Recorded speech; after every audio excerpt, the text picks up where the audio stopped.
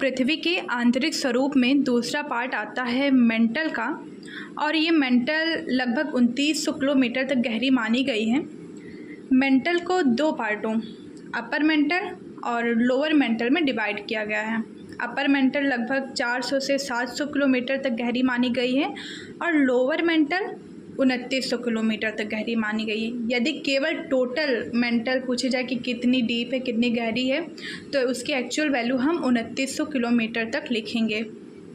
अब इस बात करते हैं कि मेंटल की स्टेट क्या है।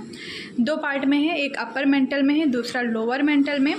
तो अपर मेंटल का जो पार्ट है वो सेमी सॉलिड स्टेट में है और वहीं लोअर मेंटल का जो पार्ट है वो सॉलिड स्टेट में है। कारण क्या है इसके पीछे? कारण है फोर्स का लगना।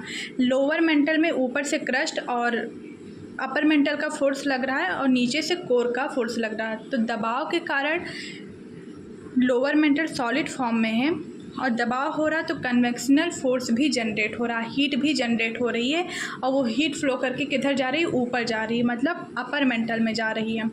और अपर मेंटल में ही नीचे से लोअर मेंटल का, कोर का और क्रस्ट का फोर्स पड़ रहा है, तो वो थोड़ी सी सॉलिड भी है और हीट जनरेट होने के कारण वो थोड़ी सी लिक्विड भी है। तो हम कह सकते हैं कि अपर मेंटल का जो स्टेट है वो सेमी सॉलिड में है और लोअर मेंटल सॉलिड में है।